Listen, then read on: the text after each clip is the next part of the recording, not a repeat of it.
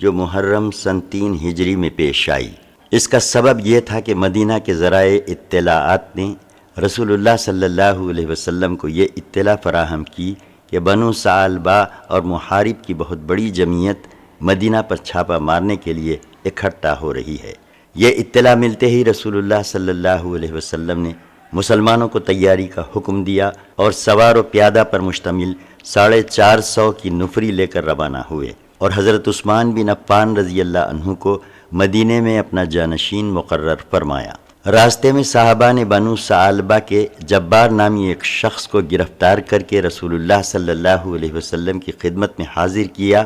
آپ صلی اللہ علیہ وسلم نے اسے اسلام کی دعوت دی، اس نے اسلام قبول کر لیا۔ اس کے بعد آپ صلی اللہ علیہ وسلم نے اسے حضرت بلال رضی اللہ عنہ کی رفاقت میں دے دیا اور اس نے راہ شناس کی حیثیت سے مسلمانوں کو دشمن کی سرزمین تک راستہ بتایا۔ ادھر دشمن کو جیش مدینہ کی آمد کی خبر ہوئی تو وہ گرد و پیش کی پہاڑیوں میں بکھر گئے، لیکن نبی صلی اللہ علیہ وسلم نے پیش قدمی جاری رکھی اور لشکر کے ہمراہ اس مقام تک تشریف لے گئے جسے دشمن نے اپنی جمعیت کی فراہمی کے لیے منتخب کیا تھا۔ یہ در حقیقت ایک چشمہ تھا جو ذی امر کے نام سے معروف تھا۔ آپ صلی اللہ علیہ وسلم نے وہاں بدوؤں پر رعب و دبدبہ قائم کرنے اور انہیں مسلمانوں کی طاقت کا احساس دلانے کے لیے سن 3 ہجری کا تقریباً پورا مہینہ گزار دیا اور اس کے بعد مدینہ تشریف لائے۔ 6 کعب بن اشرف کا قتل۔ یہودیوں میں یہ وہ شخص تھا جسے اسلام اور اہل اسلام سے نہایت سخت عداوت اور جلن تھی۔ یہ نبی صلی اللہ علیہ وسلم کو اذیتیں پہنچایا کرتا تھا اور آپ صلی اللہ علیہ وسلم کے خلاف جنگ کی کھلم کھلا دعوت دیتا پھرتا تھا۔ اس کا تعلق قبیلے تئی کی شاخ بنو نبھان سے تھا اور اس کی ماں قبیلے بنی نذیر سے تھی۔ یہ بڑا مالدار اور سرمایہ دار تھا۔ عرب میں اس کے حسن و جمال کا شہرہ تھا اور یہ ایک معروف شاعر بھی تھا۔ اس کا قلعہ مدینے کے جنوب میں بنو نذیر کی آبادی کے پیچھے واقع تھا۔ اسے جنگ بدر میں مسلمانوں کی فتح اور سرداران قریش کے قتل کی پہلی خبر ملی تو بے ساختہ بول اٹھا، کیا واقعتاً ایسا ہوا ہے؟ یہ عرب کے اشراف اور لوگوں کے بادشاہ تھے۔ اگر محمد نے ان کو مار لیا ہے تو روئے زمین کا شکم اس کی پشت سے بہتر ہے۔ اور جب اسے یقینی طور پر اس کی خبر کا علم ہو گیا تو اللہ کا یہ دشمن رسول اللہ صلی اللہ علیہ وسلم اور مسلمانوں کی ہجو اور دشمنان اسلام کی مدح سرائی پر اتر آیا اور انہیں مسلمانوں کے خلاف بھڑکانے لگا۔ اس سے بھی اس کے جذبات آسودہ نہ ہوئے تو سوار ہو کر قریش کے پاس پہنچا اور مطلب بن ابی وداع سہمی کا مہمان ہوا۔ پھر مشرکین کی غیرت بھڑکانے، ان کی آتش انتقام تیز کرنے اور انہیں نبی صلی اللہ علیہ وسلم کے خلاف آمادہ جنگ کرنے کے لیے اشعار کہہ کر ان سرداران قریش کا نوحہ و ماتم شروع کر دیا جنہیں میدان بدر میں قتل کیے جانے کے بعد کنویں میں پھینک دیا گیا تھا۔ مکے میں اس کی موجودگی کے دوران ابو سفیان اور مشرکین نے اس سے دریافت کیا کہ ہمارا دین تمہارے نزدیک زیادہ پسندیدہ ہے یا محمد اور اس کے ساتھیوں کا، اور دونوں میں سے کون سا فریق زیادہ ہدایت یافتہ ہے؟ کعب بن اشرف نے کہا، تم لوگ ان سے زیادہ ہدایت یافتہ اور افضل ہو۔ اسی سلسلے میں اللہ تعالیٰ نے یہ آیت نازل فرمائی، سورہ 4 آیت 151، تم نے انہیں نہیں دیکھا جنہیں کتاب کا ایک حصہ دیا گیا ہے کہ وہ جبت اور طاغوت پر ایمان رکھتے ہیں اور کافروں کے متعلق کہتے ہیں کہ یہ لوگ مومنوں سے بڑھ کر ہدایت یافتہ ہیں۔ کعب بن اشرف یہ سب کچھ کر کے مدینہ واپس آیا تو یہاں آ کر صحابہ کرام رضی اللہ عنہم کی عورتوں کے بارے میں واہیات اشعار کہنے شروع کیے اور اپنی زبان درازی و بدگوئی کے ذریعے سخت اذیت پہنچائی۔ یہی حالات تھے جن سے تنگ آ کر رسول اللہ صلی اللہ علیہ وسلم نے فرمایا، کون ہے جو کعب بن اشرف سے نمٹے، کیونکہ اس نے اللہ اور اس کے رسول صلی اللہ علیہ وسلم کو اذیت دی ہے۔ اس کے جواب میں محمد بن مسلمہ، عباد بن بشر، ابو نائلہ جن کا نام سلکان بن سلامہ تھا اور جو کعب کے رضائی بھائی تھے، حارث بن اوس اور ابو عبس بن جبر نے اپنی خدمات پیش کیں۔ اس مختصر سی کمپنی کے کمانڈر محمد بن مسلمہ تھے۔ کعب بن اشرف کے قتل کے بارے میں روایات کا حاصل یہ ہے کہ جب رسول اللہ صلی اللہ علیہ وسلم نے یہ فرمایا کہ کعب بن اشرف کو کون نمٹے گا کیونکہ اس نے اللہ اور اس کے رسول صلی اللہ علیہ وسلم کو اذیت دی ہے، تو محمد بن مسلمہ نے اٹھ کر عرض کیا، یا رسول اللہ صلی اللہ علیہ وسلم، میں حاضر ہوں، کیا آپ چاہتے ہیں کہ میں اسے قتل کر دوں؟ آپ صلی اللہ علیہ وسلم نے فرمایا ہاں۔ انہوں نے عرض کیا، تو آپ مجھے کچھ کہنے کی اجازت عطا فرمائیں۔ آپ صلی اللہ علیہ وسلم نے فرمایا، کہہ سکتے ہو۔ اس کے بعد محمد بن مسلمہ کعب بن اشرف کے پاس تشریف لے گئے اور بولے، اس شخص نے اشارہ نبی صلی اللہ علیہ وسلم کی طرف تھا، ہم سے صدقہ طلب کیا ہے، اور حقیقت یہ ہے کہ اس نے ہمیں مشقت میں ڈال رکھا ہے۔ کعب نے کہا، واللہ ابھی تم لوگ اور بھی اکتا جاؤ گے۔ محمد بن مسلمہ نے کہا کہ اب جب کہ ہم اس کے پیروکار بن ہی چکے ہیں تو مناسب نہیں معلوم ہوتا کہ اس کا ساتھ چھوڑ دیں جب تک کہ نہ دیکھ لیں کہ اس کا انجام کیا ہوتا ہے۔ اچھا، ہم چاہتے ہیں کہ آپ ہمیں ایک وسق یا 2 وسق غلہ دے دیں۔ کعب نے کہا، میرے پاس کچھ رہن رکھو۔ محمد بن مسلمہ نے کہا، آپ کون سی چیز پسند کریں گے؟ کعب نے کہا، اپنی عورتوں کو میرے پاس رہن رکھ دو۔ محمد بن مسلمہ نے کہا، بھلا ہم اپنی عورتیں آپ کے پاس کیسے رہن رکھ دیں جبکہ آپ عرب کے سب سے خوبصورت انسان ہیں؟ اس نے کہا، تو پھر اپنے بیٹوں ہی کو رہن رکھ دو۔ محمد بن مسلمہ نے کہا، ہم اپنے بیٹوں کو کیسے رہن رکھ دیں؟ اگر ایسا ہو گیا تو انہیں گالی دی جائے گی کہ یہ 1 وسق یا 2 وسق کے بدلے رہن رکھا گیا تھا۔ یہ ہمارے لیے عار کی بات ہے، البتہ ہم آپ کے پاس ہتھیار رہن رکھ سکتے ہیں۔ اس کے بعد دونوں میں طے ہو گیا کہ محمد بن مسلمہ ہتھیار لے کر اس کے پاس آئیں گے۔ ادھر ابو نائلہ نے بھی اسی طرح کا اقدام کیا، یعنی کعب بن اشرف کے پاس آئے، کچھ دیر ادھر ادھر کے اشعار سنتے سناتے رہے، پھر بولے، بھائی ابن اشرف، میں ایک ضرورت سے آیا ہوں، اسے ذکر کرنا چاہتا ہوں، لیکن اسے آپ ذرا صیغہ راز ہی میں رکھیں گے۔ کعب نے کہا، ٹھیک ہے، میں ایسا ہی کروں گا۔ ابو نائلہ نے کہا، بھائی اس شخص، اشارہ نبی صلی اللہ علیہ وسلم کی طرف تھا، کی آمد تو ہمارے لیے آزمائش بن گئی ہے۔ سارا عرب ہمارا دشمن ہو گیا ہے، سب نے ہمیں ایک کمان سے مارا ہے، ہماری راہیں بند ہو گئی ہیں، اہل و عیال برباد ہو رہے ہیں، جان پر بنائی ہے، ہم اور ہمارے بال بچے مشقتوں سے چور چور ہیں۔ اس کے بعد انہوں نے بھی کچھ اسی ڈھنگ کی گفتگو کی جیسے محمد بن مسلمہ نے کی تھی۔ دوران گفتگو ابو نائلہ نے یہ بھی کہا کہ میرے کچھ رفقا ہیں جن کے خیالات بھی بالکل میرے ہی جیسے ہیں، میں انہیں بھی آپ کے پاس لانا چاہتا ہوں، آپ ان کے ہاتھ بھی کچھ بیچیں اور ان پر احسان کریں۔ محمد بن مسلمہ اور ابو نائلہ اپنی اپنی گفتگو کے ذریعے اپنے مقصد میں کامیاب رہے، کیونکہ اس گفتگو کے بعد ہتھیار اور رفقا سمیت ان دونوں کی آمد پر کعب بن اشرف چونک نہیں سکتا تھا۔ اس ابتدائی مرحلے کو مکمل کر لینے کے بعد 14 ربیع الاول سن 3 ہجری کی چاندنی رات کو یہ مختصر سا دستہ رسول اللہ صلی اللہ علیہ وسلم کے پاس جمع ہوا۔ آپ صلی اللہ علیہ وسلم نے بقیع غرقد تک ان کی مشائیت فرمائی، پھر فرمایا، جاؤ بسم اللہ، اے اللہ ان کی مدد فرما۔ پھر آپ صلی اللہ علیہ وسلم اپنے گھر پلٹ آئے اور نماز و مناجات میں مشغول ہو گئے۔ ادھر یہ دستہ کعب بن اشرف کے قلعے کے دامن میں پہنچا تو اسے ابو نائلہ نے قدر زور سے آواز دی۔ آواز سن کر وہ ان کے پاس آنے کے لیے اٹھا تو اس کی بیوی نے، جو ابھی نئی نویلی دلہن تھی، کہا، اس وقت کہاں جا رہے ہیں؟ میں ایسی آواز سن رہی ہوں جس سے گویا خون ٹپک رہا ہے۔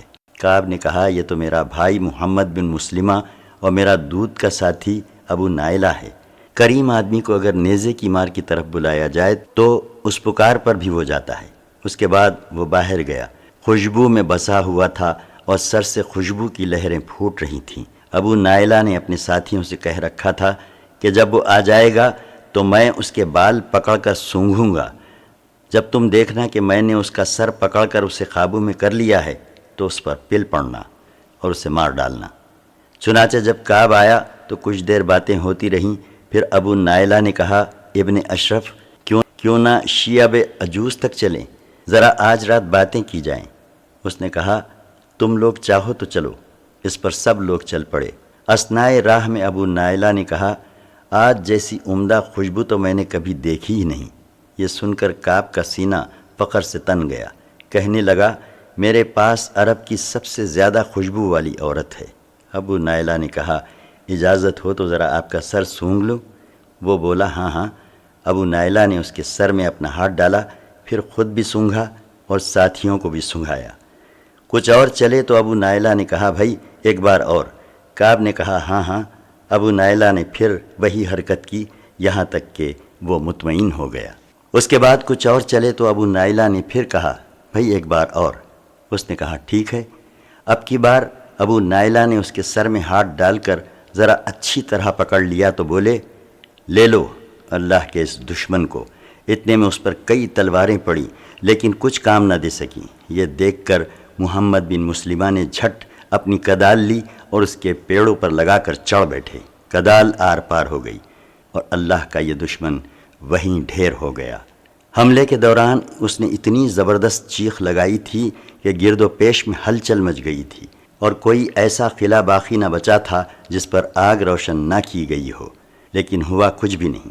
کارروائی کے دوران حضرت حارث بن اوس رضی اللہ عنہ کو بعض ساتھیوں کی تلوار کی نوک لگ گئی تھی جس سے وہ زخمی ہو گئے تھے اور ان کے جسم سے خون بہہ رہا تھا۔ چنانچہ واپسی میں جب یہ دستہ حرہ عریس پہنچا تو دیکھا کہ حارث ساتھ نہیں ہیں، اس لیے سب لوگ وہیں رک گئے۔ تھوڑی دیر بعد حارث بھی ان کے نشانات قدم دیکھتے ہوئے آن پہنچے۔ وہاں سے لوگوں نے انہیں اٹھا لیا اور بقیع غرقد پہنچ کر اس زور کا نعرہ لگایا کہ رسول اللہ صلی اللہ علیہ وسلم کو بھی سنائی پڑا۔ آپ صلی اللہ علیہ وسلم سمجھ گئے کہ ان لوگوں نے اسے مار لیا ہے، چنانچہ آپ صلی اللہ علیہ وسلم نے بھی اللہ اکبر کہا۔ پھر جب یہ لوگ آپ صلی اللہ علیہ وسلم کی خدمت میں پہنچے تو آپ صلی اللہ علیہ وسلم نے فرمایا یہ چہرے کامیاب رہیں۔ ان لوگوں نے کہا آپ صلی اللہ علیہ وسلم کا چہرہ بھی، اے اللہ کے رسول صلی اللہ علیہ وسلم، اور اس کے ساتھ ہی اس طاغوت کا سر آپ صلی اللہ علیہ وسلم کے سامنے رکھ دیا۔ آپ صلی اللہ علیہ وسلم نے اس کے قتل پر اللہ کی حمد و ثنا کی اور حارث کے زخم پر لعاب دہن لگا دیا جس سے وہ شفا یاب ہو گئے اور آئندہ کبھی تکلیف نہ ہوئی۔ ادھر یہود کو جب اپنے طاغوت کعب بن اشرف کے قتل کا علم ہوا تو ان کے ہٹ دھرم اور ضدی دلوں میں اور رعب کی لہر دوڑ گئی۔ ان کی سمجھ میں آ گیا کہ رسول اللہ صلی اللہ علیہ وسلم جب یہ محسوس کر لیں گے کہ امن و امان کے ساتھ کھلواڑ کرنے والوں، ہنگامے اور اضطراب بپا کرنے والوں اور عہد و پیمان کا احترام نہ کرنے والوں پر نصیحت کارگر نہیں ہو رہی ہے تو آپ صلی اللہ علیہ وسلم طاقت کے استعمال سے بھی گریز نہ کریں گے۔ اس لیے انہوں نے اپنے اس طاغوت کے قتل پر چوں نہ کیا بلکہ ایک دم سادے پڑے رہے، ایفائے عہد کا مظاہرہ کیا اور ہمت ہار بیٹھے، یعنی سانپ تیزی کے ساتھ اپنے بلوں میں جا گھسے۔ اس طرح ایک مدت تک کے لیے رسول اللہ صلی اللہ علیہ وسلم بیرون مدینہ سے پیش آنے والے متوقع خطرات کا سامنا کرنے کے لیے فارغ ہو گئے اور مسلمان ان بہت سے اندرونی متاعب کے بارے گراں سے سبکدوش ہو گئے جن کا اندیشہ انہیں محسوس ہو رہا تھا اور جن کی بو وقتاً فوقتاً وہ سونگھتے رہتے تھے۔ 7. غزوہ بحران۔ یہ ایک بڑی فوجی طلایہ گردی تھی جس کی تعداد 300 تھی۔ اس فوج کو لے کر رسول اللہ صلی اللہ علیہ وسلم ماہ ربیع الاخر سن 3 ہجری میں بحران نامی ایک علاقے کی طرف تشریف لے گئے تھے۔ یہ حجاز کے اندر فرا کے اطراف میں ایک معدنیاتی مقام ہے اور ربیع الاخر اور جمادی الاولیٰ کے 2 مہینے وہیں قیام فرما رہے۔ اس کے بعد مدینہ واپس تشریف لائے۔ کسی قسم کی لڑائی سے سابقہ پیش نہ آیا۔ 8. سریہ زید بن حارثہ۔ جنگ احد سے پہلے مسلمانوں کی یہ آخری اور کامیاب ترین مہم تھی جو جمادی الاخر سن 3 ہجری میں پیش آئی۔ واقعے کی تفصیل یہ ہے کہ قریش جنگ بدر کے بعد سے قلق و اضطراب میں مبتلا تو تھے ہی، مگر جب گرمی کا موسم آ گیا اور ملک شام کے تجارتی سفر کا وقت آن پہنچا تو انہیں ایک اور فکر دامنگیر ہوئی۔ اس کی وضاحت اس سے ہوتی ہے کہ صفوان بن امیہ نے، جسے قریش کی طرف سے اس سال ملک شام جانے والے تجارتی قافلے کا میر کاروان منتخب کیا گیا تھا، قریش سے کہا محمد اور اس کے ساتھیوں نے ہماری تجارتی شاہراہ ہمارے لیے پرصعوبت بنا دی ہے، سمجھ میں نہیں آتا کہ ہم ان کے ساتھیوں سے کیسے نمٹیں۔ وہ ساحل چھوڑ کر ہٹتے ہی نہیں اور باشندگان ساحل نے ان سے مصالحت کر لی ہے، عام لوگ بھی انہی کے ساتھ ہو گئے ہیں۔ اب سمجھ میں نہیں آتا کہ ہم کون سا راستہ اختیار کریں۔ اور اگر ہم گھروں ہی میں بیٹھ رہے ہیں تو اپنا اصل مال بھی کھا جائیں گے، کچھ باقی نہ بچے گا، کیونکہ مکے میں ہماری زندگی کا دار و مدار اس پر ہے کہ گرمی میں شام اور جاڑے میں حبشہ سے تجارت کریں۔ صفوان کے اس سوال کے بعد اس موضوع پر غور و خوض شروع ہو گیا۔ آخر اسود بن عبد المطلب نے صفوان سے کہا، تم ساحل کا راستہ چھوڑ کر عراق کے راستے سے سفر کرو۔ واضح رہے کہ یہ راستہ بہت لمبا ہے، نجد سے ہو کر شام جاتا ہے اور مدینہ کے مشرق میں خاصے فاصلے سے گزرتا ہے۔ قریش اس راستے سے بالکل ناواقف تھے، اس لیے اسود بن عبد المطلب نے صفوان کو مشورہ دیا کہ وہ فرات بن حیان کو، جو قبیلہ بکر بن وائل سے تعلق رکھتا تھا، راستہ بنانے کے لیے راہنما رکھ لے، وہ اس سفر میں اس کی رہنمائی کر دے گا۔ اس انتظام کے بعد قریش کا کاروان صفوان بن امیہ کی قیادت میں نئے راستے سے روانہ ہوا، مگر اس کاروان اور اس کے سفر کے پورے منصوبے کی خبر مدینہ پہنچ گئی۔ ہوا یہ کہ سلید بن نعمان جو مسلمان ہو چکے تھے، نعیم بن مسعود کے ساتھ جو ابھی مسلمان نہیں ہوئے تھے، بادہ نوشی کی ایک مجلس میں جمع ہوئے۔ یہ شراب کی حرمت سے پہلے کا واقعہ ہے۔ جب نعیم پر نشے کا غلبہ ہوا تو انہوں نے قافلے اور اس کے سفر کے پورے منصوبے کی تفصیل بیان کر ڈالی۔ سلید پوری برق رفتاری کے ساتھ خدمت نبوی صلی اللہ علیہ وسلم میں حاضر ہوئے اور ساری تفصیل کہہ سنائی۔ رسول اللہ صلی اللہ علیہ وسلم نے فوراً حملے کی تیاری کی اور 100 سواروں کا ایک رسالہ حضرت زید بن حارثہ کلبی رضی اللہ عنہ کی کمان میں دے کر روانہ کر دیا۔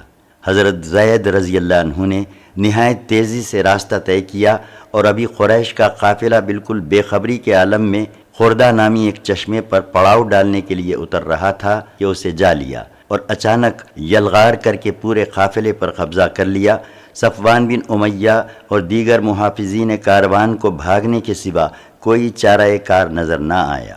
مسلمانوں نے قافلے کے رہنما فرات بن حیان کو اور کہا جاتا ہے کہ مزید 2 آدمیوں کو گرفتار کر لیا۔ ظروف اور چاندی کی بہت بڑی مقدار جو قافلے کے پاس تھی اور جس کا اندازہ 1,00,000 درہم تھا، بطور غنیمت ہاتھ آئی۔ رسول اللہ صلی اللہ علیہ وسلم نے خمس نکال کر مال غنیمت رسالے کے افراد پر تقسیم کر دیا اور فرات بن حیان نے نبی صلی اللہ علیہ وسلم کے دست مبارک پر اسلام قبول کر لیا۔ بدر کے بعد قریش کے لیے یہ سب سے الم انگیز نکبت تھی، جس سے ان کے قلب و اضطراب اور غم و الم میں مزید اضافہ ہو گیا۔ اب ان کے سامنے 2 ہی راستے تھے، یا تو اپنا کبر و غرور چھوڑ کر مسلمانوں سے صلح کر لیں، یا بھرپور جنگ کر کے اپنی عزت رفتہ اور مجد گزشتہ کو واپس لائیں اور مسلمانوں کی قوت کو اس طرح توڑ دیں کہ وہ دوبارہ سر نہ اٹھا سکیں۔ مکہ نے اسی دوسرے راستے کا انتخاب کیا۔ چنانچہ اس واقعے کے بعد قریش کا جوش انتقام کچھ اور بڑھ گیا اور اس نے مسلمانوں سے ٹکر لینے اور ان کے دیار میں گھس کر ان پر حملہ کرنے کے لیے بھرپور تیاری شروع کر دی۔ اس طرح پچھلے واقعات کے علاوہ یہ واقعہ بھی معرکہ احد کا خاص عامل ہے۔ غزوہ احد، انتقامی جنگ کے لیے قریش کی تیاریاں۔ اہل مکہ کو معرکہ بدر میں شکست و ہزیمت کی جو زک اپنے سنادیدہ اشراف کے قتل کا جو صدمہ برداشت کرنا پڑا تھا، اس کے سبب وہ مسلمانوں کے خلاف غیظ و غضب سے کھول رہے تھے، حتیٰ کہ انہوں نے اپنے مقتولین پر آہ و فغاں کرنے سے بھی روک دیا تھا اور قیدیوں کے فدیے کی ادائیگی میں بھی جلد بازی کا مظاہرہ کرنے سے منع کر دیا تھا، تاکہ مسلمان ان کے رنج و غم کی شدت کا اندازہ نہ کر سکیں۔ پھر انہوں نے جنگ بدر کے بعد یہ متفقہ فیصلہ کیا کہ مسلمانوں سے ایک بھرپور جنگ لڑ کر اپنا کلیجہ ٹھنڈا کریں اور اپنے جذبہ غیظ و غضب کو تسکین دیں، اور اس کے ساتھ ہی اس طرح کی معرکہ آرائی کی تیاری بھی شروع کر دی۔ اس معاملے میں سرداران قریش میں سے اکرمہ بن ابی جہل، ابو سفیان بن حرب اور عبداللہ بن ربیعہ زیادہ پرجوش اور سب سے پیش تھے۔ ان لوگوں نے اس سلسلے میں پہلا کام یہ کیا کہ ابو سفیان کا وہ قافلہ جو جنگ بدر کا باعث بنا تھا اور جسے ابو سفیان بچا کر نکال لے جانے میں کامیاب ہو گیا تھا، اس کا سارا مال جنگی اخراجات کے لیے روک لیا، اور جن لوگوں کا مال تھا ان سے کہا کہ اے قریش کے لوگوں، تمہیں محمد نے سخت دھچکا لگایا ہے اور تمہارے منتخب سرداروں کو قتل کر ڈالا ہے، لہٰذا ان سے جنگ کرنے کے لیے اس مال کے ذریعے مدد کرو، ممکن ہے کہ ہم بدلہ چکا لیں۔ قریش کے لوگوں نے اسے منظور کر لیا، چنانچہ یہ سارا مال جس کی مقدار 1000 اونٹ اور 50,000 دینار تھی جنگ کی تیاری کے لیے بیچ ڈالا گیا۔ اسی بارے میں اللہ تعالیٰ نے یہ آیت نازل فرمائی ہے، سورہ 8 آیت 36، جن لوگوں نے کفر کیا وہ اپنے اموال اللہ کی راہ سے روکنے کے لیے خرچ کریں گے تو یہ خرچ تو کریں گے، لیکن پھر یہ ان کے لیے باعث حسرت ہوگا، پھر مغلوب کیے جائیں گے۔ پھر انہوں نے رضاکارانہ جنگی خدمت کا دروازہ کھول دیا کہ جو احابیش، کنانہ اور اہل تمامہ مسلمانوں کے خلاف جنگ میں شریک ہونا چاہیں وہ قریش کے جھنڈے تلے جمع ہو جائیں۔ انہوں نے اس مقصد کے لیے ترغیب و تحریض کی مختلف صورتیں بھی اختیار کیں، یہاں تک کہ ابو عزا شاعر جو جنگ بدر میں قید ہوا تھا اور جس کو رسول اللہ صلی اللہ علیہ وسلم نے یہ عہد لے کر کہ اب وہ آپ کے خلاف کبھی نہ اٹھے گا ازراہ احسان بلا فدیہ چھوڑ دیا تھا، اسے صفوان بن امیہ نے ابھارا کہ وہ قبائل کو مسلمانوں کے خلاف بھڑکانے کا کام کرے، اور اس سے یہ عہد کیا کہ اگر وہ لڑائی سے بچ کر زندہ و سلامت واپس آ گیا تو اسے مالا مال کر دے گا، ورنہ اس کی لڑکیوں کی کفالت کرے گا۔ چنانچہ ابو عزا نے رسول اللہ صلی اللہ علیہ وسلم سے کیے ہوئے عہد و پیمان کو پس پش ڈال کر جذبات غیرت و حمیت کو شعلہ زن کرنے والے اشعار کے ذریعے قبائل کو بھڑکانا شروع کر دیا۔ اسی طرح قریش نے ایک اور شاعر مصافع بن عبد مناف جمحی کو اس مہم کے لیے تیار کیا۔ ادھر ابو سفیان نے غزوہ سویق سے ناکام و نامراد بلکہ سامان رسد کی ایک بہت بڑی مقدار سے ہاتھ دھو کر واپس آنے کے بعد مسلمانوں کے خلاف لوگوں کو ابھارنے اور بھڑکانے میں کچھ زیادہ ہی سرگرمی دکھائی۔ پھر آخر میں سریہ زید بن حارثہ کے واقعے سے قریش کو جس سنگین اور اقتصادی طور پر کمر توڑ خسارے سے دوچار ہونا پڑا اور انہیں جس قدر بے اندازہ رنج و الم پہنچا، اس نے آگ پر تیل کا کام کیا، اور اس کے بعد مسلمانوں سے ایک فیصلہ کن جنگ لڑنے کے لیے قریش کی تیاری کی رفتار میں بڑی تیزی آ گئی۔ قریش کا لشکر، سامان جنگ اور کمان۔ چنانچہ سال پورا ہوتے ہوتے قریش کی تیاری مکمل ہو گئی۔ ان کے اپنے افراد کے علاوہ ان کے حلیفوں اور احابیش کو ملا کر مجموعی طور پر کل 3000 فوج تیار ہوئی۔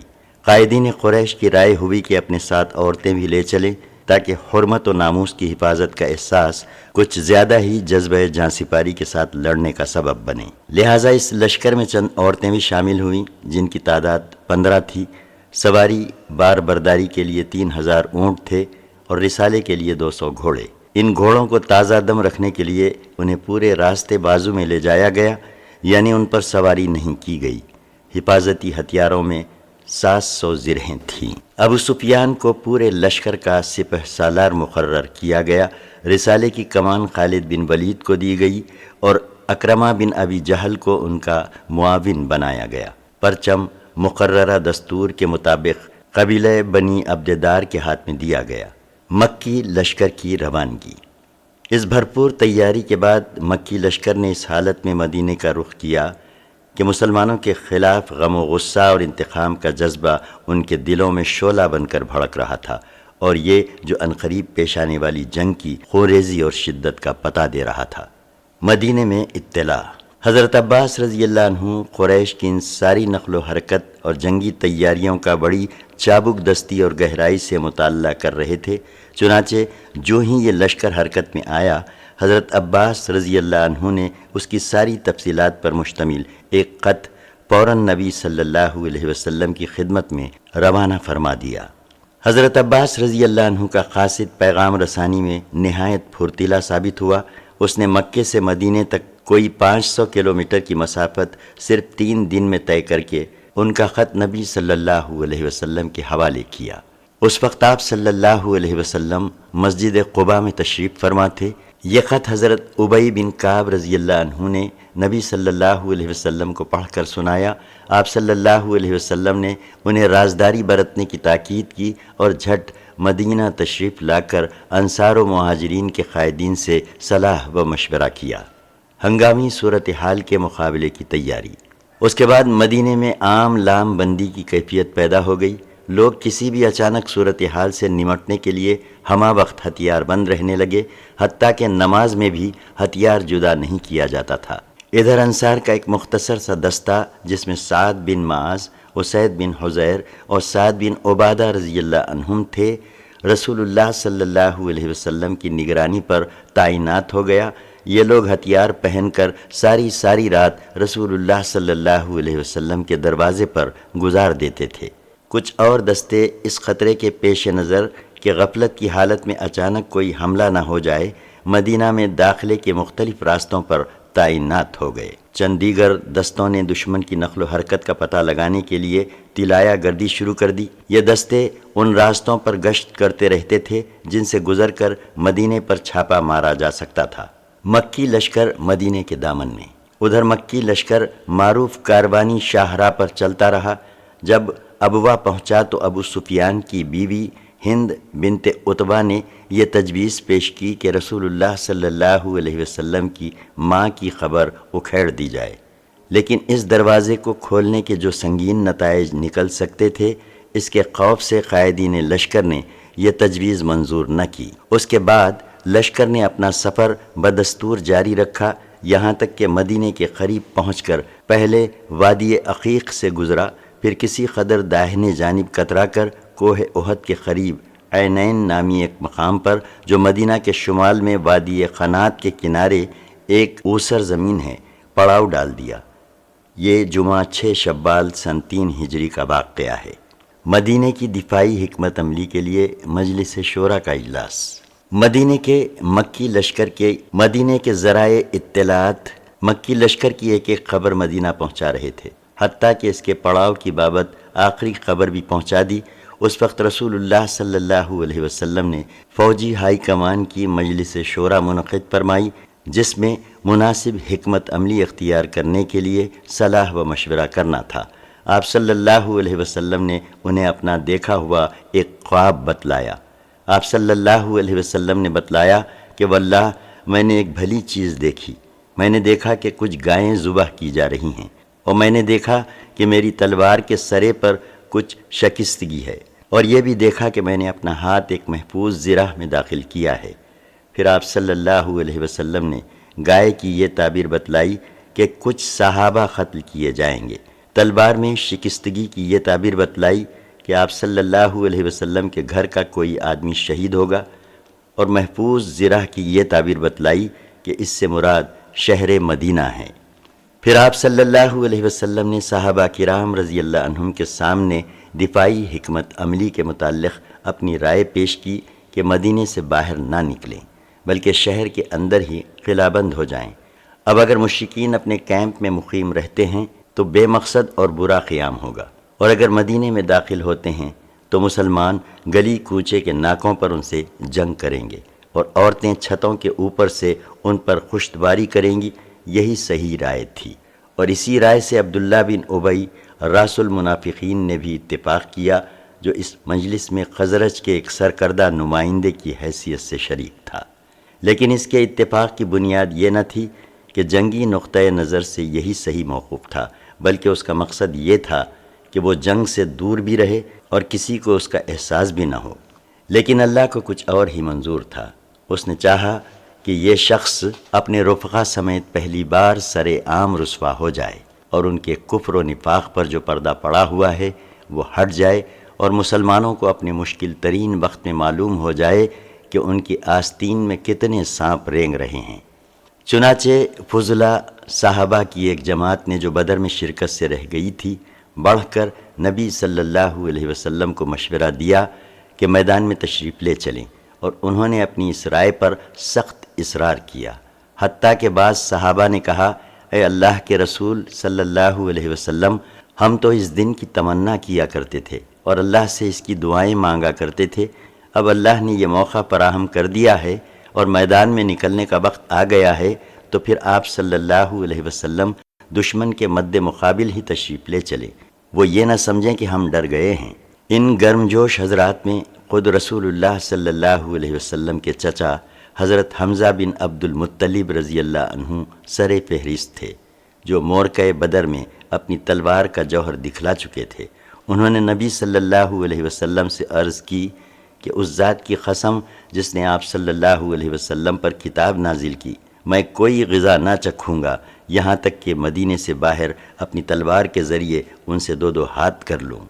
رسول اللہ صلی اللہ علیہ وسلم نے اکثریت کے اصرار کے سامنے اپنی رائے ترک کر دی، اور آخری فیصلہ یہی ہوا کہ مدینے سے باہر نکل کر کھلے میدان میں معرکہ آرائی کی جائے۔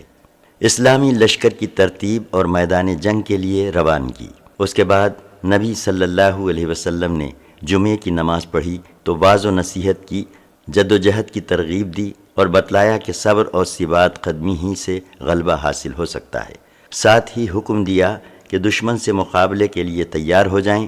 یہ سن کر لوگوں میں خوشی کی لہر دوڑ گئی۔ اس کے بعد جب آپ صلی اللہ علیہ وسلم نے عصر کی نماز پڑھی تو اس وقت تک لوگ جمع ہو چکے تھے، اوالی کے باشندے بھی آ چکے تھے۔ نماز کے بعد آپ صلی اللہ علیہ وسلم اندر تشریف لے گئے، ساتھ میں ابو بکر و عمر رضی اللہ عنہما بھی تھے۔ انہوں نے آپ صلی اللہ علیہ وسلم کے سر پر عمامہ باندھا اور لباس پہنایا۔ آپ صلی اللہ علیہ وسلم نے نیچے اوپر زرہیں پہنی، تلوار حمائل کی اور ہتھیار سے آراستہ ہو کر لوگوں کے سامنے تشریف لائے۔ لوگ آپ صلی اللہ علیہ وسلم کی آمد کے منتظر تو تھے ہی، لیکن اس دوران حضرت سعد بن معاذ اور اسید بن حضیر رضی اللہ عنہما نے لوگوں سے کہا کہ آپ لوگوں نے رسول اللہ صلی اللہ علیہ وسلم کو میدان میں نکلنے پر زبردستی آمادہ کیا ہے، لہٰذا معاملہ آپ ہی کے حوالے کر دیجئے۔ یہ سن کر سب لوگوں نے ندامت محسوس کی، اور جب آپ صلی اللہ علیہ وسلم باہر تشریف لائے تو آپ صلی اللہ علیہ وسلم سے عرض کیا کہ یا رسول اللہ صلی اللہ علیہ وسلم، ہمیں آپ صلی اللہ علیہ وسلم کی مخالفت نہیں کرنی چاہیے تھی۔ آپ صلی اللہ علیہ وسلم کو جو پسند ہو وہی کیجیے۔ اگر آپ صلی اللہ علیہ وسلم کو یہ پسند ہے کہ مدینے میں رہیں تو آپ صلی اللہ علیہ وسلم ایسا ہی کیجیے۔ رسول اللہ صلی اللہ علیہ وسلم نے فرمایا، کوئی نبی جب اپنا ہتھیار پہن لے تو مناسب نہیں کہ اسے اتارے تاکہ اللہ اس کے درمیان اور اس کے دشمن کے درمیان فیصلہ فرما دے۔ اس کے بعد نبی صلی اللہ علیہ وسلم نے لشکر کو 3 حصوں میں تقسیم فرمایا۔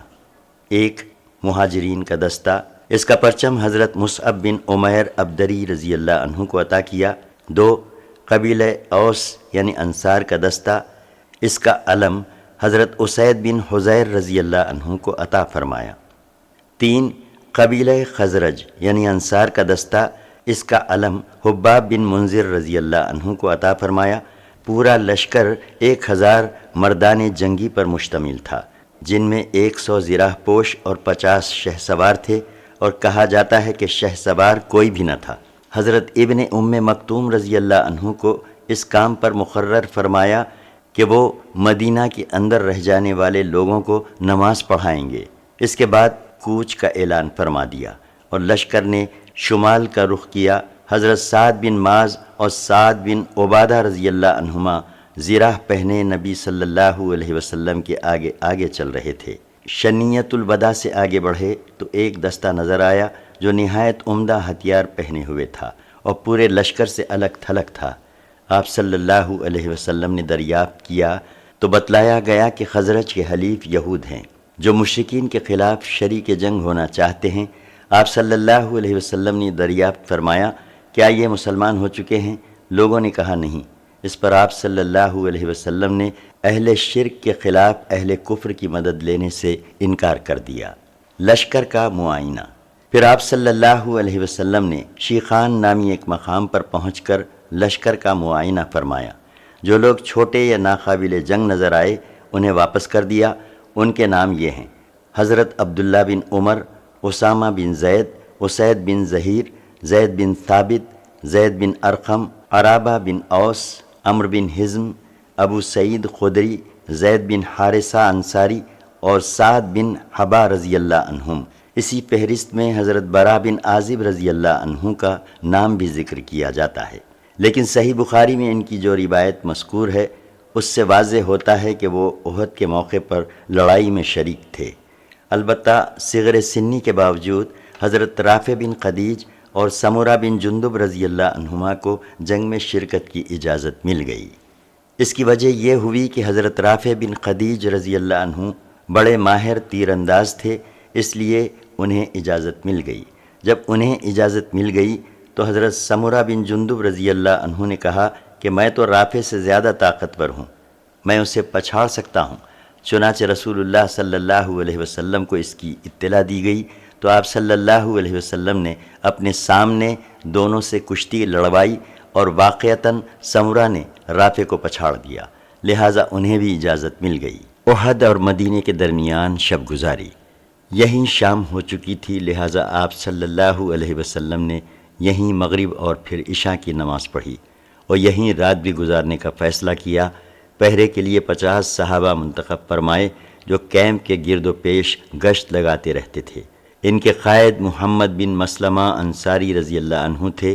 یہ وہی بزرگ ہیں جنہوں نے کعب بن اشرف کو ٹھکانے لگانے والی جماعت کی قیادت فرمائی تھی۔ ذکوان بن عبداللہ بن قیس قاص نبی صلی اللہ علیہ وسلم کے پاس پہرا دے رہے تھے۔ عبداللہ بن ابی اور اس کے ساتھیوں کا تمرد۔ طلوع فجر سے کچھ پہلے آپ پھر چل پڑے اور مقام شوط پہنچ کر فجر کی نماز پڑھی۔ اب آپ صلی اللہ علیہ وسلم دشمن کے بالکل قریب تھے اور دونوں ایک دوسرے کو دیکھ رہے تھے۔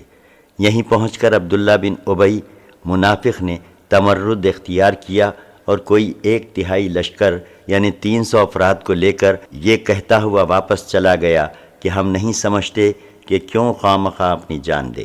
اس نے اس بات پر بھی احتجاج کا مظاہرہ کیا کہ رسول اللہ صلی اللہ علیہ وسلم نے اس کی بات نہیں مانی اور دوسروں کی بات مان لی۔ یقیناً اس علیحدگی کا سبب وہ نہیں تھا جو اس منافق نے ظاہر کیا تھا۔ رسول اللہ صلی اللہ علیہ وسلم نے اس کی بات نہیں مانی کیونکہ اس صورت میں جیش نبوی صلی اللہ علیہ وسلم کے ساتھ یہاں تک اس کے آنے کا سوال ہی پیدا نہیں ہوتا تھا۔ اسے لشکر کی روانگی کے پہلے ہی قدم پر الگ ہو جانا چاہیے تھا۔ اس لیے حقیقت وہ نہیں جو اس نے ظاہر کی تھی، بلکہ حقیقت یہ تھی کہ وہ اس نازک موڑ پر الگ ہو کر اسلامی لشکر میں ایسے وقت اضطراب اور کھلبلی مچانا چاہتا تھا جب دشمن اس کی ایک ایک نقل و حرکت دیکھ رہا ہو، تاکہ ایک طرف تو عام فوجی نبی صلی اللہ علیہ وسلم کا ساتھ چھوڑ دیں اور جو باقی رہ جائیں ان کے حوصلے ٹوٹ جائیں، اور دوسری طرف اس منظر کو دیکھ کر دشمن کی ہمت بندھے اور اس کے حوصلے بلند ہوں۔ لہٰذا یہ کارروائی نبی صلی اللہ علیہ وسلم اور ان کے مخلص ساتھیوں کے خاتمے کی ایک مؤثر تدبیر تھی، جس کے بعد اس منافق کو توقع تھی کہ اس کی اور اس کی رفقا کی سرداری و سربراہی کے لیے میدان صاف ہو جائے گا۔ قریب تھا کہ یہ منافق اپنے بعض مقاصد کی برآری میں کامیاب ہو جاتا، کیونکہ مزید 2 جماعتوں یعنی قبیلہ اوس میں سے بنو حارثہ اور قبیلہ خزرج میں سے بنو سلمہ کے قدم بھی اکھڑ چکے تھے اور وہ واپسی کی سوچ رہے تھے، لیکن اللہ تعالیٰ نے ان کی دستگیری کی اور یہ دونوں جماعتیں اضطراب اور ارادہ واپسی کے بعد جم گئیں۔ انہی کے متعلق اللہ تعالیٰ کا ارشاد ہے، سورہ 2 آیت 122، جب تم میں سے 2 جماعتوں نے قصد کیا کہ بزدلی اختیار کریں اور اللہ ان کا ولی ہے اور مومنوں کو اللہ ہی پر بھروسہ کرنا چاہیے۔ بہرحال منافقین نے واپسی کا فیصلہ کیا تو اس نازک ترین موقع پر حضرت جابر رضی اللہ عنہ کے والد حضرت عبداللہ بن حرام رضی اللہ عنہ نے انہیں ان کا فرض یاد دلانا چاہا۔ چنانچہ موصوف انہیں ڈانٹتے ہوئے، واپسی کی ترغیب دیتے ہوئے اور یہ کہتے ہوئے ان کے پیچھے پیچھے چلے کہ آؤ اللہ کی راہ میں لڑو یا دفاع کرو، مگر انہوں نے جواب میں کہا اگر ہم جانتے کہ آپ لوگ لڑائی کریں گے تو ہم واپس نہ ہوتے۔ یہ جواب سن کر حضرت عبداللہ بن حرام رضی اللہ عنہ یہ کہتے ہوئے واپس ہوئے کہ او اللہ کے دشمنوں، تم پر اللہ کی مار، یاد رکھو اللہ اپنے نبی صلی اللہ علیہ وسلم کو تم سے مستغنی کر دے گا۔ انہی منافقین کے بارے میں اللہ تعالیٰ کا ارشاد ہے، سورہ 3 آیت 167، اور تاکہ اللہ انہیں بھی جان لے جنہوں نے منافقت کی، اور ان سے کہا گیا کہ آؤ اللہ کی راہ میں لڑائی کرو یا دفاع کرو، تو انہوں نے کہا کہ اگر ہم لڑائی جانتے تو یقیناً تمہاری پیروی کرتے، یہ لوگ آج ایمان کی بنسبت کفر کے زیادہ قریب ہیں، منہ سے ایسی بات کہتے ہیں جو دل میں نہیں ہے، اور یہ جو کچھ چھپاتے ہیں اللہ اسے جانتا ہے۔ بقیہ اسلامی لشکر دامن احد میں۔ اس تمرد اور واپسی کے بعد رسول اللہ صلی اللہ علیہ وسلم نے باقی ماندہ لشکر کو لے کر، جس کی تعداد 700 تھی، دشمن کی طرف قدم بڑھایا۔ دشمن کا پڑاؤ آپ صلی اللہ علیہ وسلم کے درمیان اور احد کے درمیان کئی سمت سے حائل تھا، اس لیے آپ صلی اللہ علیہ وسلم نے دریافت کیا کہ کوئی آدمی ہے جو ہمیں دشمن کے پاس سے گزرے بغیر کسی قریبی راستے سے لے چلے۔ اس کے جواب میں ابو خیثمہ نے عرض کیا، یا رسول اللہ صلی اللہ علیہ وسلم، میں اس خدمت کے لیے حاضر ہوں۔ پھر انہوں نے ایک مختصر راستہ اختیار کیا جو مشرکین کے لشکر کو مغرب کی سمت چھوڑتا ہوا بنی حارثہ کے حرہ اور کھیتوں سے گزرتا تھا۔ اس راستے سے جاتے ہوئے لشکر کا گزر مربع بن قنیتی کے باغ سے ہوا۔ یہ شخص منافق بھی تھا اور نابینا بھی۔ اس نے لشکر کی آمد محسوس کی تو مسلمانوں کے چہروں پر دھول پھینکنے لگا اور کہنے لگا کہ اگر آپ اللہ کے رسول ہیں تو یاد رکھیں کہ آپ کو میرے باغ میں آنے کی اجازت نہیں۔ لوگ اسے قتل کرنے کو لپکے، لیکن آپ صلی اللہ علیہ وسلم نے فرمایا، اسے قتل نہ کرو، یہ دل اور آنکھ دونوں کا اندھا ہے۔ پھر رسول اللہ صلی اللہ علیہ وسلم نے آگے بڑھ کر وادی کے آخری سرے پر واقع احد پہاڑ کی گھاٹی میں نزول فرمایا اور وہیں اپنے لشکر کا کیمپ لگوایا۔ سامنے مدینہ تھا اور پیچھے احد کا بلند و بالا پہاڑ۔ اس طرح دشمن کا لشکر مسلمانوں اور مدینے کے درمیان حد فاصل بن گیا۔ دفاعی منصوبہ۔ یہاں پہنچ کر رسول اللہ صلی اللہ علیہ وسلم نے لشکر کی ترتیب و تنظیم قائم کی اور جنگی نقطۂ نظر سے اسے کئی صفوں میں تقسیم فرمایا۔ ماہر تیر اندازوں کا ایک دستہ بھی منتخب کیا جو 50 مردان جنگی پر مشتمل تھا۔ ان کی کمان حضرت عبداللہ بن جبیر بن نعمان انصاری دوسی بدری رضی اللہ عنہ کو سپرد کی اور انہیں وادی قنات کے جنوبی کنارے پر واقع ایک چھوٹی سی پہاڑی پر جو اسلامی لشکر کے کیمپ سے کوئی 150 میٹر جنوب مشرق میں واقع ہے اور اب جبل رماد کے نام سے مشہور ہے، تعینات فرمایا۔ اس کا مقصد ان کلمات سے واضح ہے جو آپ صلی اللہ علیہ وسلم نے تیر اندازوں کو ہدایت دیتے ہوئے ارشاد فرمائے۔ آپ صلی اللہ علیہ وسلم نے ان کے کمانڈر کو مخاطب کرتے ہوئے فرمایا، شہ سواروں کو تیر مار کر ہم سے دور رکھو، وہ پیچھے سے ہم پر چڑھ نہ آئیں، ہم جیتیں یا ہاریں تم اپنی جگہ رہنا، تمہاری طرف سے ہم پر حملہ نہ ہونے پائے۔ پھر آپ صلی اللہ علیہ وسلم نے تیر اندازوں کو مخاطب کر کے فرمایا، ہماری پشت کی حفاظت کرنا، اگر دیکھو کہ ہم مارے جا رہے ہیں تو ہماری مدد کو نہ آنا، اور اگر دیکھو ہم مال غنیمت سمیٹ رہے ہیں تو ہمارے ساتھ شریک نہ ہونا۔ اور صحیح بخاری کے الفاظ کے مطابق آپ صلی اللہ علیہ وسلم نے یوں فرمایا، اگر تم لوگ دیکھو کہ ہمیں چڑیاں اچک رہی ہیں تو بھی اپنی جگہ نہ چھوڑنا یہاں تک کہ میں بلا بھیجوں، اور اگر تم لوگ دیکھو کہ ہم نے قوم کو شکست دے دی ہے اور انہیں کچل دیا ہے تو بھی اپنی جگہ نہ چھوڑنا یہاں تک کہ میں بلا بھیجوں۔ ان سخت ترین فوجی احکامات و ہدایات کے ساتھ اس دستے کو اس پہاڑ پر متعین فرما کر رسول اللہ صلی اللہ علیہ وسلم نے وہ واحد شگاف بند فرما دیا جس سے نفوذ کر کے مشرکین کا رسالہ مسلمانوں کی صفوں کے پیچھے پہنچ سکتا تھا اور ان کو محاصرے اور نرغے میں لے سکتا تھا۔ باقی لشکر کی ترتیب یہ تھی کہ میمنہ پر حضرت منذر بن عمرو مقرر ہوئے اور میسرہ پر حضرت زبیر بن عوام اور ان کا معاون حضرت مقداد بن اسود کو بنایا گیا۔ حضرت زبیر کو یہ مہم بھی سونپی گئی تھی کہ وہ خالد بن ولید کے شہ سواروں کی راہ روکے رکھیں۔ اس ترتیب کے علاوہ صف کے اگلے حصے میں ایسے ممتاز اور منتخب بہادر مسلمان رکھے گئے جن کی جانبازی و دلیری کا شہرہ تھا اور جنہیں ہزاروں کے برابر مانا جاتا تھا۔ یہ منصوبہ بڑی باریکی اور حکمت پر مبنی تھا جس سے نبی صلی اللہ علیہ وسلم کی فوجی قیادت کی عبقریت کا پتہ چلتا ہے اور ثابت ہوتا ہے کہ کوئی کمانڈر خواہ کیسا ہی بالیاقت کیوں نہ ہو، آپ صلی اللہ علیہ وسلم سے زیادہ باریک اور باحکمت منصوبہ تیار نہیں کر سکتا، کیونکہ آپ صلی اللہ علیہ وسلم باوجود یہ کہ دشمن کے بعد یہاں تشریف لائے تھے لیکن آپ صلی اللہ علیہ وسلم نے اپنے لشکر کے لیے وہ مقام منتخب فرمایا جو جنگی نقطۂ نظر سے میدان جنگ کا سب سے بہترین مقام تھا، یعنی آپ صلی اللہ علیہ وسلم نے پہاڑ کی بلندیوں کی اوٹ لے کر اپنی پشت اور دایاں بازو محفوظ کر لیا، اور بائیں بازو پر دوران جنگ جس واحد شگاف سے حملہ کر کے پشت تک پہنچایا جا سکتا تھا اسے تیر اندازوں کے ذریعے بند کر دیا، اور پڑاؤ کے لیے ایک اونچی جگہ منتخب فرمائی کہ اگر خدا نخواستہ شکست سے دوچار ہونا پڑے تو بھاگنے اور تعاقب کنندگان کی قید میں جانے کی بجائے کیمپ میں پناہ لی جا سکے، اور اگر دشمن کیمپ پر قبضے کے لیے پیش قدمی کرے تو اسے نہایت سنگین خسارہ پہنچایا جا سکے۔ اس کے برعکس آپ صلی اللہ علیہ وسلم نے دشمن کو اپنے کیمپ کے لیے ایک ایسا نشیبی مقام قبول کرنے پر مجبور کر دیا کہ اگر وہ غالب آ جائے تو فتح کا کوئی خاص فائدہ نہ اٹھا سکے، اور اگر مسلمان غالب آ جائیں تو تعاقب کرنے والوں کی گرفت سے بچ نہ سکے۔ اسی طرح آپ صلی اللہ علیہ وسلم نے ممتاز بہادروں کی ایک جماعت منتخب کر کے فوجی تعداد کی کمی پوری کر دی۔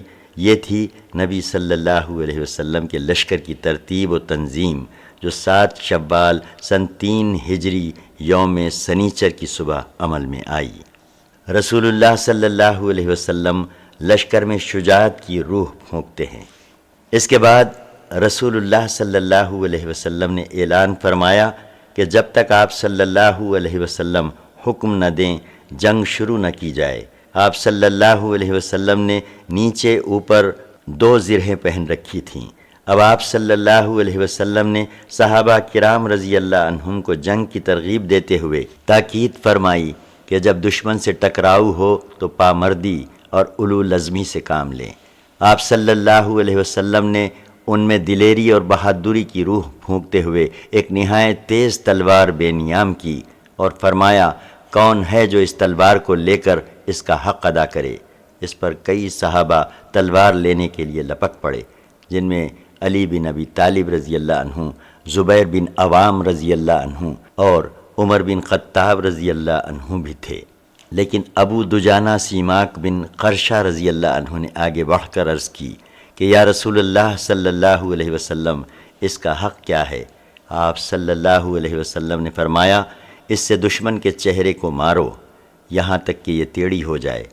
انہوں نے کہا، یا رسول اللہ صلی اللہ علیہ وسلم، میں اس تلوار کو لے کر اس کا حق ادا کرنا چاہتا ہوں۔ آپ صلی اللہ علیہ وسلم نے تلوار انہیں دے دی۔ ابو دجانہ رضی اللہ عنہ بڑے جانباز تھے، لڑائی کے وقت اکڑ کر چلتے تھے۔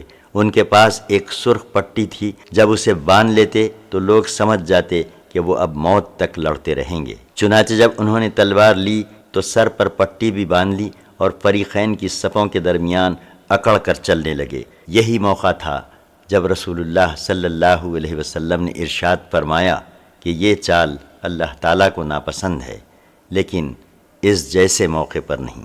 مکی لشکر کی تنظیم۔ مشرکین نے بھی سب بندی ہی کے اصول پر اپنے لشکر کو مرتب اور منظم کیا تھا۔ ان کا سپہ سالار ابو سفیان تھا، جس نے قلب لشکر میں اپنا مرکز بنایا تھا۔ میمنہ پر خالد بن ولید تھے، جو ابھی تک مشرک تھے۔ میسرہ پر اکرمہ بن ابی جہل تھا۔ پیدل فوج کی کمان صفوان بن امیہ کے پاس تھی، اور تیر اندازوں پر عبداللہ بن ربیعہ مقرر ہوئے۔ جھنڈا بنو عبدالدار کی ایک چھوٹی سی جماعت کے ہاتھ میں تھا۔ یہ منصب انہیں اسی وقت سے حاصل تھا جب بنو عبد مناف نے قصی سے وراثت میں پائے ہوئے مناصب کو باہم تقسیم کیا تھا، جس کی تفصیل ابتدائی کتاب میں گزر چکی ہے۔ پھر باپ دادا سے جو دستور چلا آ رہا تھا، اس کے پیش نظر کوئی شخص اس منصب کے بارے میں اس سے نزاع بھی نہیں کر سکتا تھا۔ لیکن سپہ سالار ابو سفیان نے انہیں یاد دلایا کہ جنگ بدر میں ان کا پرچم بردار نضر بن حارث گرفتار ہوا تو قریش کو کن حالات سے دوچار ہونا پڑا تھا، اور اس بات کو یاد دلانے کے ساتھ ہی ان کا غصہ بھڑکانے کے لیے کہا، اے بنی عبدالدار، بدر کے روز آپ لوگوں نے ہمارا جھنڈا لے رکھا تھا، تو ہمیں جن حالات سے دوچار ہونا پڑا وہ آپ نے دیکھ ہی لیا ہے۔ در حقیقت فوج پر جھنڈے ہی کی جانب سے زد پڑتی ہے۔ جب جھنڈا گر پڑتا ہے تو فوج کے قدم اکھڑ جاتے ہیں۔ بس اب کی بار آپ لوگ یا تو ہمارا جھنڈا ٹھیک طور پر سنبھالیں یا ہمارے اور جھنڈے کے درمیان سے ہٹ جائیں، ہم اس کا انتظام خود کر لیں گے۔ اس گفتگو سے ابو سفیان کا جو مقصد تھا اس میں وہ کامیاب رہا، کیونکہ اس کی بات سن کر بنی عبد الدار کو سخت تاؤ آیا۔ انہوں نے دھمکیاں دی، معلوم ہوتا تھا کہ اس پر پل پڑیں گے۔ کہنے لگے ہم اپنا جھنڈا تمہیں دیں گے، کل جب ٹکر ہوگی تو دیکھ لینا ہم کیا کرتے ہیں۔ اور واقعی جب جنگ شروع ہوئی تو وہ نہایت پامردی کے ساتھ جمے رہے، یہاں تک کہ ان کا ایک ایک آدمی لقمہ اجل ہو گیا۔ قریش کی سیاسی چال بازی۔ آغاز جنگ سے کچھ پہلے قریش نے مسلمانوں کی صف میں پھوٹ ڈالنے اور نزاع پیدا کرنے کی کوشش کی۔ اس مقصد کے لیے ابو سفیان نے انصار کے پاس یہ پیغام بھیجا کہ آپ لوگ ہمارے اور ہمارے چچیرے بھائی محمد کے بیچ سے ہٹ جائیں تو ہمارا رخ بھی آپ کی طرف نہ ہوگا، کیونکہ ہمیں آپ لوگوں سے لڑنے کی کوئی ضرورت نہیں، لیکن جس ایمان کے آگے پہاڑ بھی نہیں ٹھہر سکتے اس کے آگے یہ چال کیوں کر کامیاب ہو سکتی تھی۔ چنانچہ انصار نے اسے نہایت سخت جواب دیا اور کڑوی کسیلی سنائی۔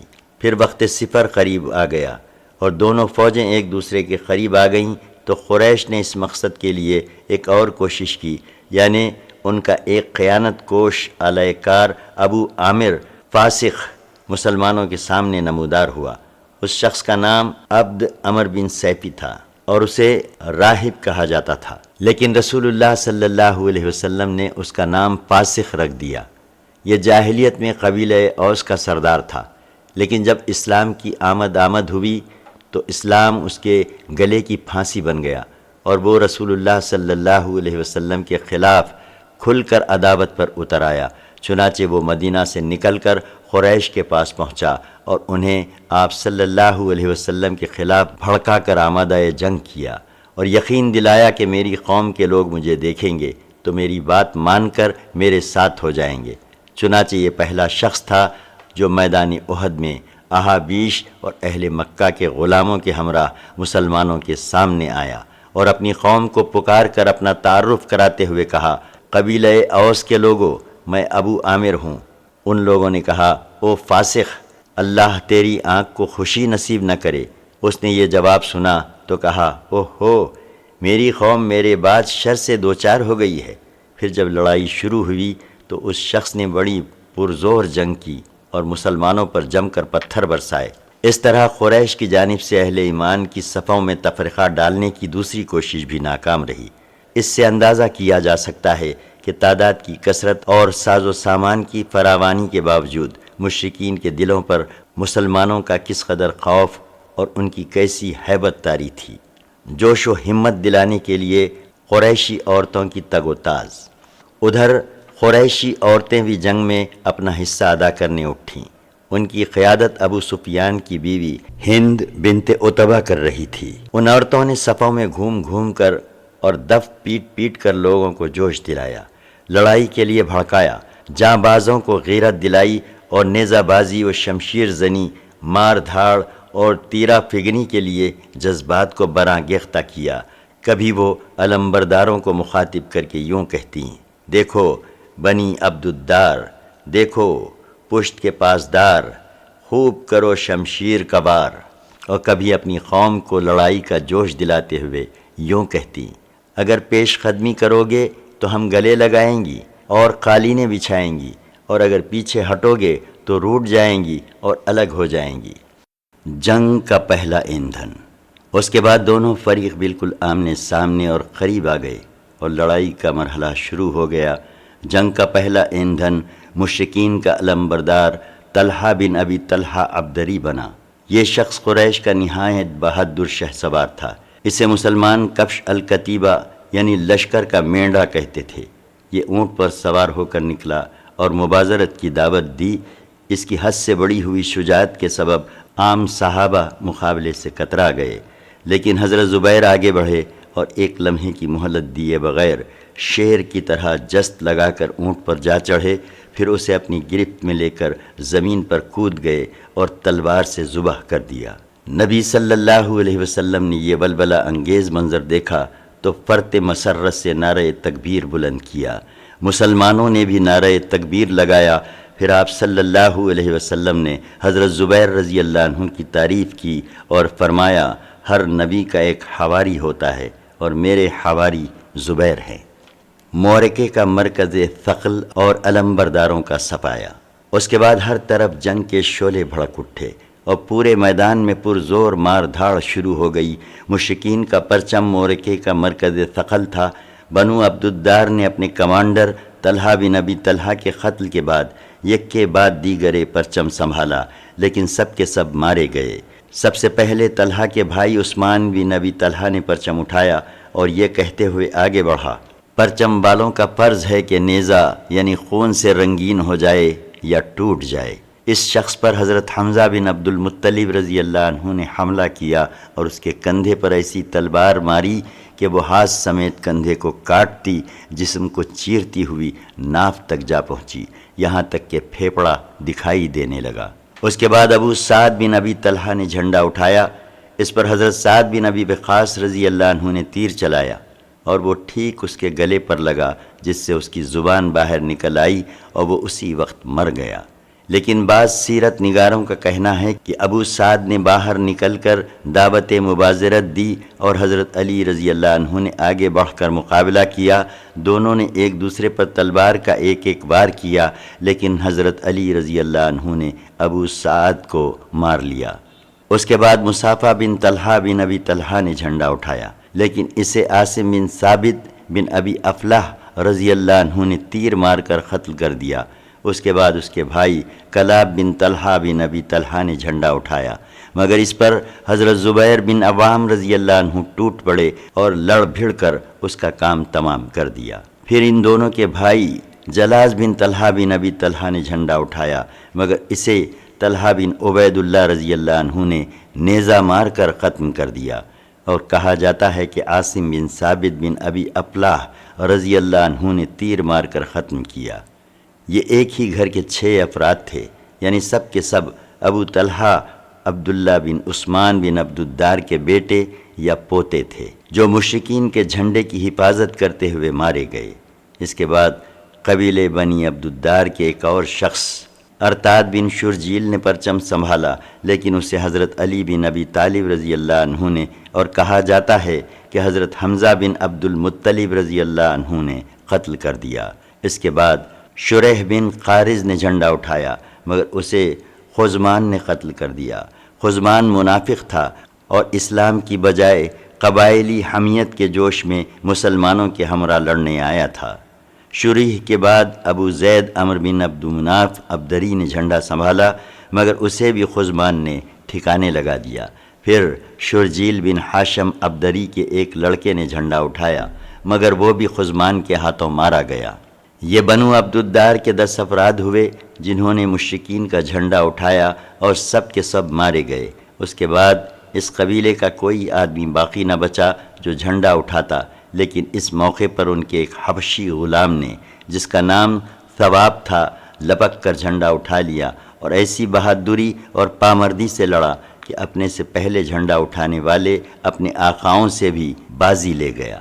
یعنی یہ شخص مسلسل لڑتا رہا، یہاں تک کہ اس کے دونوں ہاتھ یک کے بعد دیگرے کاٹ دیے گئے، لیکن اس کے بعد بھی اس نے جھنڈا گرنے نہ دیا، بلکہ گھٹنے کے بل بیٹھ کر سینے اور گردن کی مدد سے کھڑا کیے رکھا، یہاں تک کہ جان سے مار ڈالا گیا۔ اور اس وقت بھی یہ کہہ رہا تھا کہ یا اللہ، اب تو میں نے کوئی عذر باقی نہ چھوڑا۔ اس غلام ثواب کے قتل کے بعد جھنڈا زمین پر گر گیا اور اسے کوئی اٹھانے والا باقی نہ بچا، اس لیے وہ گرا ہی رہا۔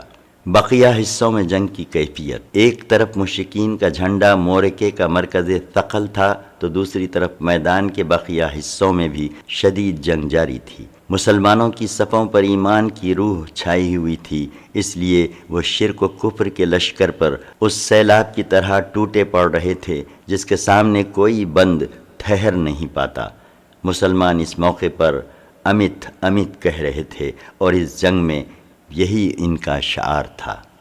ادھر ابو دجانہ رضی اللہ عنہ نے اپنی سرخ پٹی باندھے رسول اللہ صلی اللہ علیہ وسلم کی تلوار تھامے اور اس کے حق کی ادائیگی کا عزم مصمم کیے پیش قدمی کی اور لڑتے ہوئے دور تک جا گھسے۔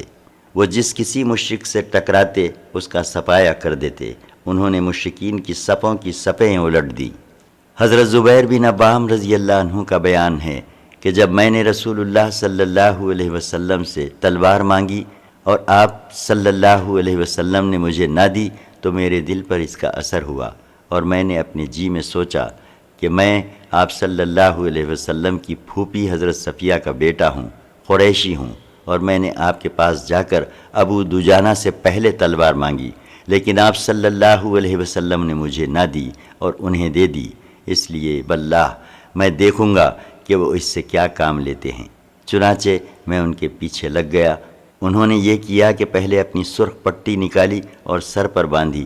اس پر انصار نے کہا کہ ابو دجانہ نے موت کی پٹی نکال لی ہے۔ پھر وہ یہ کہتے ہوئے میدان کی طرف بڑھے۔ میں نے اس نخلستان کے دامن میں اپنے خلیل رسول اللہ صلی اللہ علیہ وسلم سے عہد کیا ہے کہ کبھی صفوں کے پیچھے نہ رہوں گا، بلکہ آگے بڑھ کر اللہ اور اس کے رسول صلی اللہ علیہ وسلم کی تلوار چلاؤں گا۔ اس کے بعد انہیں جو بھی مل جاتا اسے قتل کر دیتے۔ ادھر مشرکین میں ایک شخص تھا جو ہمارے کسی بھی زخمی کو پا جاتا تو اس کا خاتمہ کر دیتا تھا۔ یہ دونوں رفتہ رفتہ قریب ہو رہے تھے۔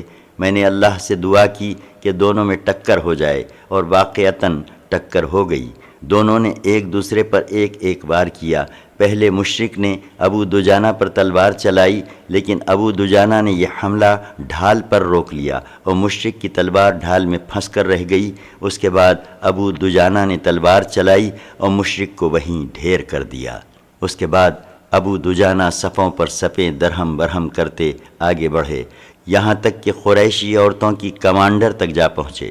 انہیں معلوم نہ تھا کہ یہ عورت ہے، چنانچہ ان کا بیان ہے کہ میں نے ایک انسان کو دیکھا، وہ لوگوں کو بڑے زور و شور سے جوش و ولولہ دلا رہا ہے، اس لیے میں نے اس کو نشانے پر لے لیا، لیکن جب تلوار سے حملہ کرنا چاہا تو اس نے ہائے پکار مچائی اور پتہ چلا کہ عورت ہے۔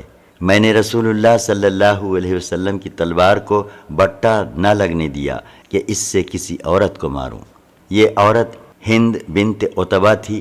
چنانچہ حضرت زبیر بن عوام رضی اللہ عنہ کا بیان ہے کہ میں نے ابو دجانہ کو دیکھا، انہوں نے ہند بنت عتبہ کے سر کے بیچوں بیچ تلوار بلند کی اور پھر ہٹا لی۔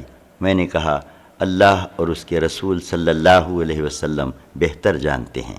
ادھر حضرت حمزہ رضی اللہ عنہ بھی بھپرے ہوئے شیر کی طرح جنگ لڑ رہے تھے اور بے نظیر مار دھاڑ کے ساتھ قلب لشکر کی طرف بڑھے اور چڑھے جا رہے تھے۔ ان کے سامنے سے بڑے بڑے بہادر اس طرح بکھر جاتے تھے جیسے چومکھنی ہوا میں پتے اڑ رہے ہوں۔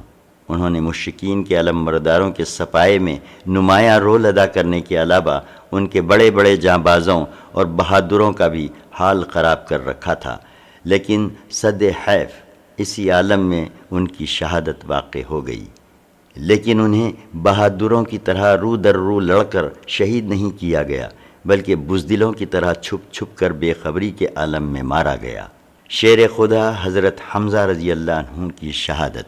حضرت حمزہ رضی اللہ عنہ کے قاتل کا نام وحشی بن حرب تھا۔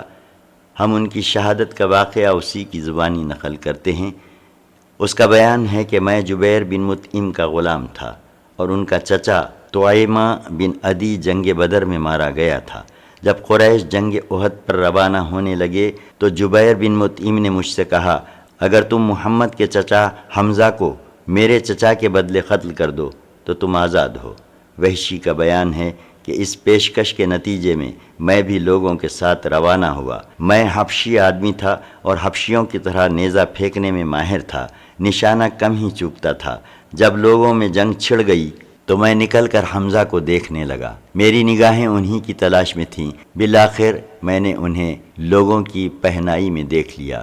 وہ خاکستری اونٹ معلوم ہو رہے تھے، لوگوں کو درہم برہم کرتے جا رہے تھے، ان کے سامنے کوئی چیز ٹک نہیں پاتی تھی۔ واللہ میں ابھی ان کے ارادے سے تیار ہی ہو رہا تھا کہ ایک درخت یا پتھر کی اوٹ میں چھپ کر انہیں قریب آنے کا موقع دینا چاہتا تھا کہ اتنے میں سبا بن عبد العزیٰ مجھ سے آگے بڑھ کر ان کے پاس جا پہنچا۔ حمزہ رضی اللہ عنہ نے اسے للکارتے ہوئے کہا او شرمگاہ کی چمڑی کاٹنے والی کے بیٹے، یہ لے، اور ساتھ ہی اس زور کی تلوار ماری کہ گویا اس کا سر تھا ہی نہیں۔ وحشی کا بیان ہے کہ اس کے ساتھ ہی میں نے اپنا نیزہ تولا اور جب میری مرضی کے مطابق ہو گیا تو ان کی طرف اچھال دیا۔ نیزہ ناف کے نیچے لگا اور دونوں پاؤں کے بیچ سے پار ہو گیا۔ انہوں نے میری طرف اٹھنا چاہا لیکن مغلوب ہو گئے۔ میں نے ان کو اسی حال میں چھوڑ دیا یہاں تک کہ وہ فوت ہو گئے۔ اس کے بعد میں نے ان کے پاس جا کر اپنا نیزہ نکال لیا اور لشکر میں واپس جا کر بیٹھ گیا۔ میرا کام ختم ہو چکا تھا، مجھے ان کے سوا کسی اور سے سروکار نہ تھا۔ میں نے انہیں محض اس لیے قتل کیا تھا کہ آزاد ہو جاؤں۔ چنانچہ جب مکہ آیا تو مجھے آزادی مل گئی۔ مسلمانوں کی بالادستی۔ شیر خدا اور شیر رسول صلی اللہ علیہ وسلم حضرت حمزہ رضی اللہ عنہ کی شہادت کے نتیجے میں مسلمانوں کو جو سنگین خسارہ اور ناقابل تلافی نقصان پہنچا، اس کے باوجود جنگ میں مسلمانوں ہی کا پلہ بھاری رہا۔ حضرت ابو بکر و عمر، علی و زبیر، مصعب بن عمیر، طلحہ بن عبید اللہ، عبداللہ بن جہش، سعد بن معاذ، سعد بن عبادہ، سعد بن ربیع اور نضر بن انس وغیرہم رضی اللہ عنہم اجمعین نے ایسی پامردی و جانبازی سے لڑائی لڑی کہ مشرکین کے چھکے چھوٹ گئے، حوصلے ٹوٹ گئے اور ان کی قوت بازو جواب دے گئی۔ عورت کی آغوش سے تلوار کی دھار پر۔ اور آئیے ذرا ادھر دیکھیں، انہی جاں فروش شہبازوں میں سے ایک اور بزرگ حضرت حنظلہ الفصیل رضی اللہ عنہ نظر آ رہے ہیں، جو آج ایک نرالی شان سے میدان جنگ میں تشریف لائے ہیں۔ آپ اسی ابو عامر راہب کے بیٹے ہیں جسے بعد میں فاسق کے نام سے شہرت ملی اور جس کا ذکر ہم پچھلے صفحات میں کر چکے ہیں۔